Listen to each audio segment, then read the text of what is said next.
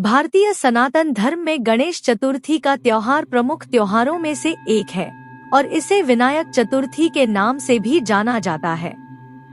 पुराणों के अनुसार भाद्रपद मास के शुक्ल पक्ष की चतुर्थी को गणपति का जन्म हुआ था।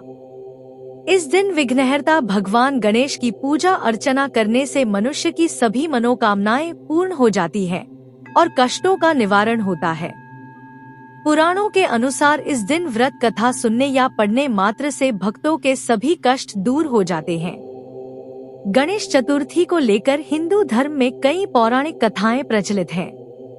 उनमें से एक कथा के अनुसार एक बार भगवान शिव और माता पार्वती नर्मदा नदी के तट पर बैठे थे। तभी देवी पार्वती ने भोलेनाथ से समय व्यतीत करने के लिए चौपड़ खेलने को कहा। मां पार्वती के आग्रह पर भगवान शिव चौपड़ खेलने के लिए तैयार हो गए, लेकिन इस खेल में हार जीत का फैसला कौन करेगा, यह प्रश्न माता पार्वती के समक्ष उठा। ऐसे में भगवान शिव ने कुछ तिनका एकत्रित कर उसका पुतला बनाकर उसकी प्राण प्रतिष्ठा की और पुतले से कहा, हम चौपड़ खेलना चाहते हैं, लेकिन हमारी हार जीत का फैसला करने वाला यहाँ कोई नहीं है, इसलिए तुम्हें बताना होगा कि हम में से कौन जीता और कौन हारा। यह कहने के बाद खेल शुरू हो गया और संयोगवश तीनों बार माता पार्वती जीत गई। खेल खत्म होने पर भगवान शिव ने बालक से हार जीत का फैसला करने के लिए कहा। बालक ने भगवान शिव को विजयी बताया। यह सुन माता पार्वती अत्यंत क्रोधित हो गई और क्रोध में आकर उन्होंने बालक को लंगड़ा होने और कीचड़ में पड़े रहने का श्राप दे दिया। माता पार्वती का क्रोध देखकर पुतला भयभीत हो गया और उसने अपने कृत्य के लिए मां पार्वती से माफी मांगी और कहा कि मां, मुझसे अज्ञानता के कारण ऐसा हुआ है, मैंने जानबूझकर ऐसा नहीं किया। बालक के क्षमा मांगने पर मां पार्वती काफी भावुक हो गई और उन्होंने इस श्राप से निजात पाने का उपाय बताया। उन्होंने कहा कि यहाँ गणेश पूजन के लिए नाग कन्याएं आएंगी, उनके कहे अनुसार तुम भी गणेश पूजन करो, ऐसा करने से तुम मुझे प्राप्त करोगे। यह कहकर मां पार्वती भगवान शिव के साथ कैलाश पर्वत पर चली गई। ठीक 1 वर्ष बाद उस स्थान पर नाग कन्याएं आईं। नाग कन्याओं से बालक ने विघ्नहर्ता भगवान गणेश के व्रत और पूजन की विधि पूछा। पूजा विधि जानने के बाद उस बालक ने लगातार 21 दिन तक गणेश जी का व्रत और पूजन किया। उसकी भक्ति भाव से प्रसन्न होकर गणेश जी ने उस बालक को साक्षात दर्शन दिया और मनोवांछित फल मांगने को कहा। इस पर बालक ने कहा, हे विनायक, मुझे इतनी शक्ति दीजिए कि मैं अपने पैरों से चलकर अपने माता पिता के वहां कैलाश पर्वत पर पहुंच सकूं और वह देखकर प्रसन्न हो सके।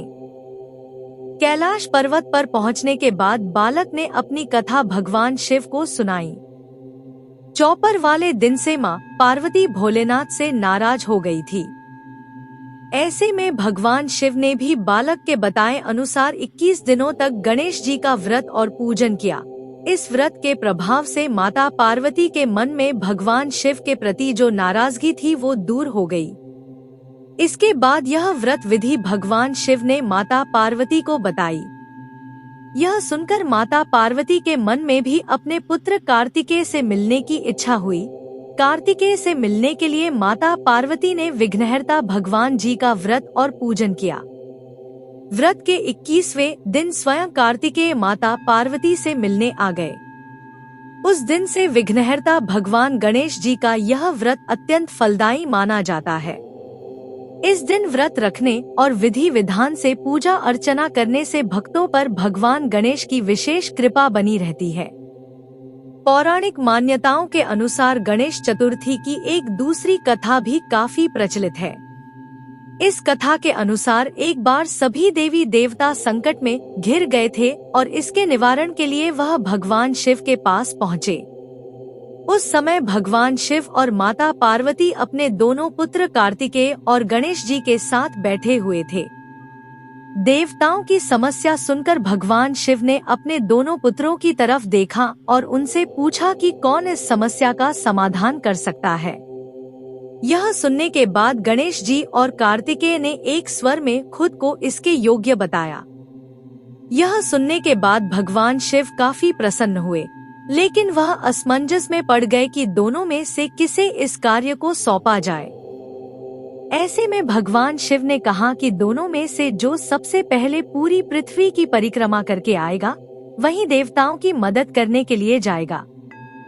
पिता की बात सुनकर कार्तिकेय अपने वाहन मोर पर बैठकर पृथ्वी की परिक्रमा करने चल पड़े।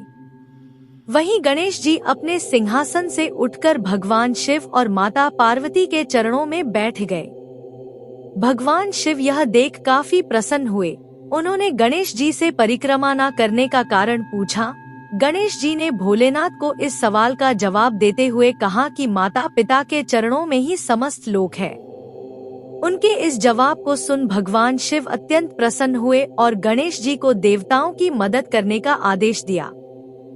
साथ ही कहा कि जो भी चतुर्थी के दिन विधि विधान से तुम्हारी पूजा अर्चना करेगा, उसकी सभी मनोकामनाएं पूर्ण होंगी और उसके सारे कष्टों का निवारण होगा। तो हमें आशा है कि यह वीडियो आपको पसंद आया होगा। इसी तरह की और अधिक ज्ञानवर्धक वीडियोस देखने के लिए कृपया डिवाइन उर्मी चैनल के साथ बने रहें। धन्यवाद।